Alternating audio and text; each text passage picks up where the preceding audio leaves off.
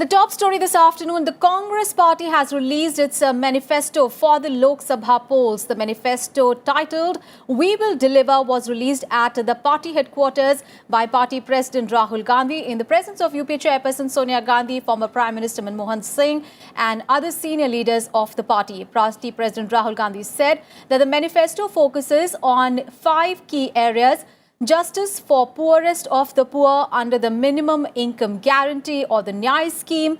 The manifesto promises 22 lakh government vacancies to be filled if voted to power. For entrepreneurs, the Congress party said that no permission will be required for starting business. The Congress manifesto also promises a separate budget for farmers and also 6% GDP for the education sector. गरीबी पर वार 72,000 और यह Congress party की पहली guarantee है कि हिंदुस्तान के 20% सबसे गरीब परिवारों को हर महीने उनके बैंक अकाउंट में कांग्रेस पार्टी की सरकार डायरेक्ट पैसा डालेगी। 1 साल में 72,000, 5 साल में 3,60,000। Discussion, the young people, the backward classes, the deprived classes, Dalits and minorities, all sections of society have been taken care of. But it is the duty of the Congress workers to carry the message of the manifesto to the people at large, and that's the purpose of releasing this manifesto today, so that we go ahead telling people what has been missing in the last 5 years of the BJP rule. We have to bring the narrative to the real issues faced by the people. And the real issues are, as every survey, every research will tell us, the real issues are, number 1 is unemployment. 4.70 crore jobs were lost, not the 2 crore jobs every year that the Prime Minister promised. 4.70 crore jobs were lost. The second issue is farmers' distress. Farmers' loan burden has increased year after year after year. And according to a NABARD report, the average Indian farmer has a loan burden of 1,04,000 rupees, 1,04,000 rupees. And our colleague Kriti Mishra is now joining us live from outside the Congress's headquarters in New Delhi. A very good afternoon, Kriti. Kriti, promises galore as far as the Congress's manifesto is concerned. What is the mood after the release of the manifesto at the Congress headquarters?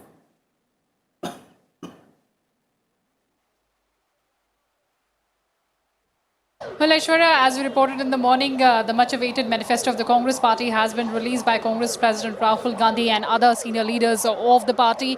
Of course, here the senior leaders have made a beeline expressing support to the manifesto that has been released. The party workers are here. The entire media is here. Of course, mood is upbeat and the kind of promises that the Congress party has made. And we've also reported in the morning that the fulcrum, of course, is going to be the Nyay scheme that the Congress has promised, an annual income support of 72,000 rupees to 20% poorest poorest families of the country. Thereafter, the Congress has also promised a separate Kisan or farmer budget and has also promised softs for the farmers, for entrepreneurs, for business, for industry. The Congress particularly said that the aim is to set the narrative. Now, it remains to be seen whether the Congress is successful in setting that narrative. Aishwarya? Right. Kriti, you stay with us. We'll just come back to you. We are also joined in by Mr. KG Suresh, senior journalist here in the studio. Thank you so much, sir, for joining us here on Rajya Sabha television. Sir, now we had a fair bit of idea about the content of the manifesto, the way Rahul Gandhi was tweeting over the last few days since 25th of March. We had a fair bit of idea of what this manifesto is going to look like.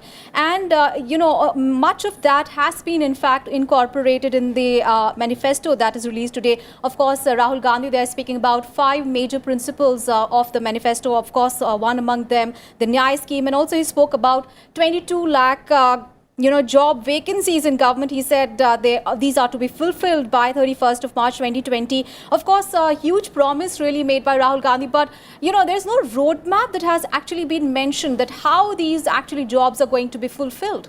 Yes, absolutely, Aishwarya. You are right. There are no surprises.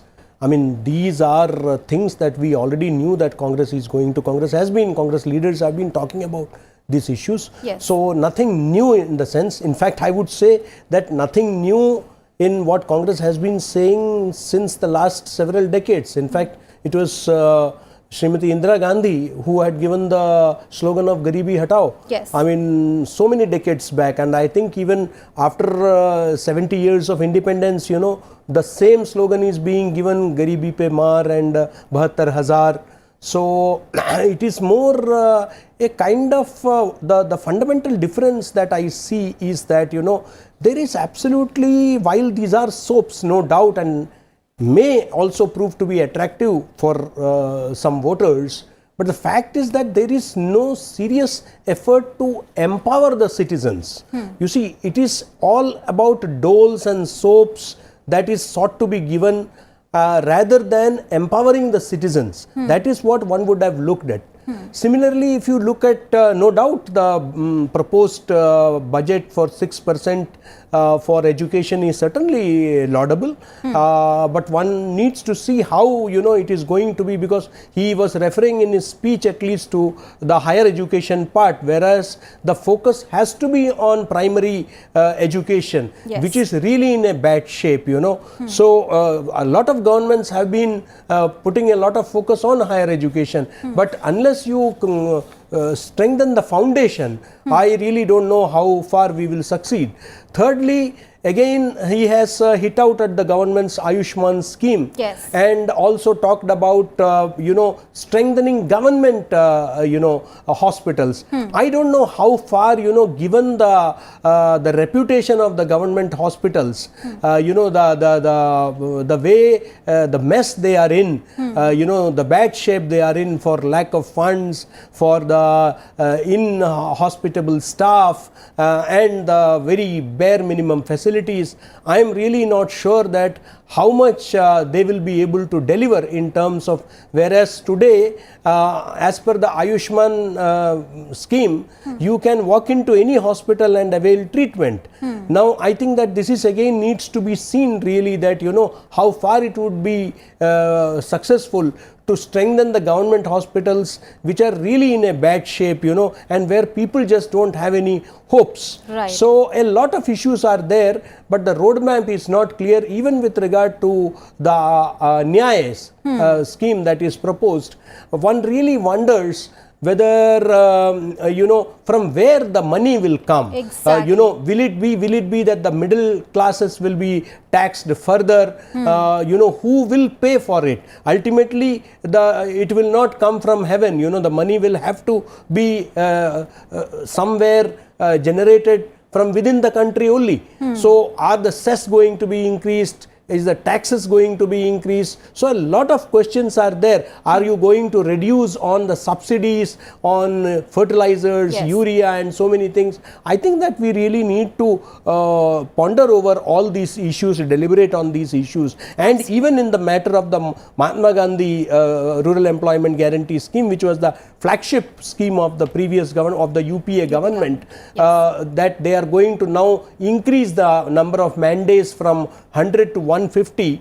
You see, Manrega no doubt was the flagship scheme, but it is also a fact that it was riddled with a lot of corruption. Right. So you had at the village level, ponds which were dug and filled up. That is the way, it was shown. Everything was done on paper. So a lot of corruption. It had become a joke virtually. Absolutely. So are we doing something to ensure that it is rid of corruption and the mismanagement it had seen? I think that these all are the details which we really need to look into. And sir, at the same time, as you very importantly mentioned about the fact that any manifesto should not only talk about what, but it also should talk about how. like you mentioned, that there is no mention of how that money is going to come from. Absolutely. What are the procedures that are going to be followed? Absolutely. And what necessary permissions will be taken? Yes. You know, these issues have not. For example, Rahul Gandhi was speaking and he was mentioning about the fact that the economy, he said, economy is jammed. But what his roadmap is going to be for the country's economy, nothing of that is actually mentioned in this entire manifesto. Yeah, I mean, there are other issues also with regard to, you know, foreign policy, where today we have a robust foreign policy. What is going to be our foreign policy? What is going to be the government's stand on Kashmir? What is going to be the relations with Pakistan? I think that what is going to be the, you know, national security policy? Please remember that in the last 5 years, we, except in Jammu and Kashmir, we did not see any terrorist incident anywhere else in the country. Now, what is the emphasis that this the Congress party is going to give so far as national security is concerned? So there are n number of issues wherein we really need to know what exactly is the thinking of the main opposition party. How do they propose to go about it? So it's not about just some populist slogans and populist measures that have been announced. I think that it is equally important. Now, the former finance minister had said that, in the last government, he has alleged that 4 crore jobs have been lost. Now, then are you going to do something about restoring those 4 crore jobs? Yes. Which you claim that have been lost. So I think that we also need to know about it. What is your roadmap so far as black money is concerned? We really need to know that. So, what about the fugitives who are there in many countries, the economic offenders who are on the run? What do you plan to do with them? The country is bothered about those issues, right. And I think that these are issues which really need to be. And what about the urban poor? What about your vision for the smart cities? Yes. I think that there are n number of questions which really need to be looked into before we come to a conclusion about the promises made in this manifesto. Absolutely. So you stay with us. Let's go back to our colleague Kriti Mishra, who's outside the Congress's headquarters in New Delhi. Kriti, as far as GST is concerned, Congress party has been criticizing the GST in a number of election campaigning. Also, we saw a number of criticism really from the Congress camp over GST. What does the Congress's manifesto speak about GST?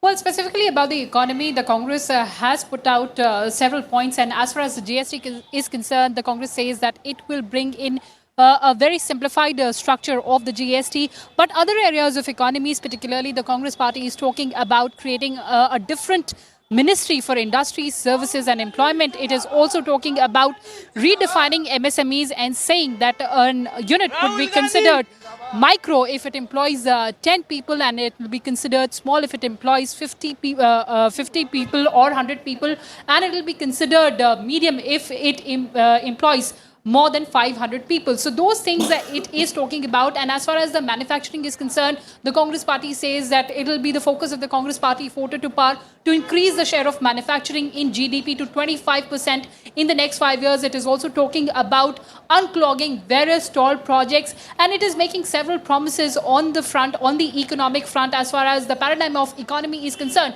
But again, Aishwarya, the moot question is, where is the money going to come from? What kind of fiscal consolidation or fiscal path that the Congress party is planning to treading on? And as far as the clarification is concerned, right now there is the entire promise or the entire manifesto, many of the promises made in the manifesto, that those promises are shrouded in uncertainty as far as the implementation is concerned. How effective would be implementation, and how does the Congress party plan to plug all the leakages that are already there in the system, because there are schemes, but the implementation is the major concern. So that is where we need more clarity from the Congress party after it has released its manifesto. Aishwarya? Right. Kriti, stay with us.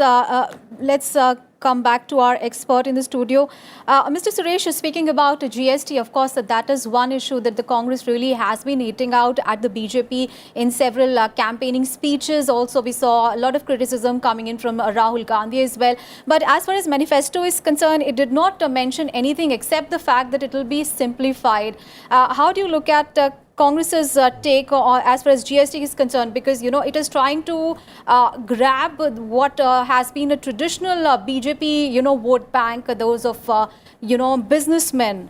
So what does this say about the Congress's manifesto and its approach towards the traders, especially the low income traders are concerned? Absolutely. You see, please let us not forget that the idea of GST was mooted by the previous UPA government only. That they could not implement is a different thing. Yes. But once the BJP moved on that, then they started opposing it. You see, this is something which is one nation, one tax, one market. Yes. So it is something that had to be welcomed, and of course it evolves. It started off with a lot of bottlenecks, obstacles, but over a period of time, I think substantially the pressure has been eased on the traders, the procedures have been simplified, and now of course it is much more friendly than, so there is not much for the Congress to say on that regard except those its opposition to both demonetization and GST. So that is why they have they have not said that they are going to scrap it if GST was that bad. So GST is something on which you just cannot, the nation has gone ahead on it and you cannot take a U-turn now. Yes. So obviously they can only say that it can be simplified so that more items can be included and more easier it can be made for the benefit of the traders. And I think that a lot of steps have already been taken. They can only further proceed on that. Right. And sir, speaking about farmers, of course, the Congress manifesto, there are two key things that Rahul Gandhi spoke about. One was a separate budget for farmers he spoke about. And the second step he said was that if a farmer is not able to repay the loans, that should not be it should not be a criminal offence, it should rather be a civil offence. So how do you look at those promises made as far as farmers are concerned? Well, you see, an agrarian crisis has been there in this country for a long time.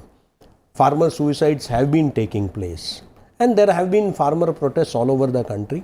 Successive governments have taken, and even the current government have taken a lot of steps to improve the lot of farmers.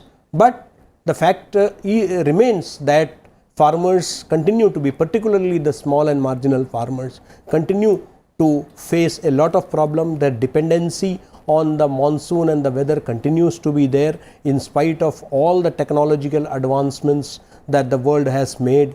So there is a crisis, there is no doubt about it. And certainly, there have been concerns about farmer loans is one issue, let us not forget, which turned to be the game changer for Congress in the previous assembly elections in Rajasthan, Madhya Pradesh and Chhattisgarh. And I think that they are playing it again. And this particular announcement of that it won't be a criminal matter and it would be a civil matter will certainly have a resonance among the farmers. And because that is something which was really, that is a provision which is a colonial era provision which has to be scrapped, because the farmers cannot be, when you have the big industrialists who have all kinds of escape routes, the farmer should not be penalized for no fault of his. If the monsoon fails and if he is unable to pay up, I don't think that he should be put it behind the bars. He is ultimately, he is the Annadata and he has to be respected. And I think that this is a step that I think all political parties should move toward. There should be a consensus on this. Absolutely. So Congress releasing its manifesto today, and of course we all agreed here that the manifesto has to have certain important things. It should not only say what, it should also say how, as Mr. K.G. Suresh said, and also the fact that every manifesto should also explain the explicit broad terms that they use. In fact in this manifesto there were a number of broad terms used by but what do they explicitly mean? They have not been mentioned, of course, and there is also no long-term and short-term goal demarcation that we are seeing in this manifesto. But we have to wait and watch how the other party manifestos come up in the days to come. Thank you so much, Mr. Suresh, for joining us and sharing a perspective on that story. Thank you so much, Kriti, who also joined us from outside Congress's headquarters in New Delhi. Thank you, both of you. Let's move on in the bulletin now, right now. Prime Minister Narendra Modi addressed a rally in Odisha's Kalahandi today, and addressing the rally, Prime Minister Modi said that 24 lakh houses in Odisha have got free electricity connection, while 8 lakh poor families have been given houses in Odisha. He said that his government identified 8 crore fake people who were availing subsidies and looting public money. Prime Minister Modi said that he had worked diligently for the past 5 years without a single leave to bring about transformation in the country. साथियों, आपने अपने इस प्रधान सेवक को 5 वर्ष पहले दिल्ली का दायित्व दिया और सेवा करने का आदेश दिया था। बीते 5 वर्षों में एक भी दिन की छुट्टी भी लिए बिना एक शरीर से जितना काम लिया जा सकता है उसका पल पल का उपयोग करते हुए मैंने देश की सेवा करने का प्रयास किया है। And Prime Minister Modi also targeted the ruling BJD government in the state, saying that if BJP had formed a government in the state, the development would have been faster and better. He said the Congress and BJD conspired to keep the poor, forcing people to migrate to other states for livelihood. He said that his government has done in 5 years what the Congress could not do in decades, also stressing that if today the government sent 100 paise for the poor, the entire amount reaches him. Congress और BJD पर गंभीर आरोप लगाना चाहता हूं। इन जैसे दलों ने गरीब को गरीब रखने की साजिश रची है, एक ऐसी साजिश जिसका पाप ये दल कभी नहीं धो पाएंगे।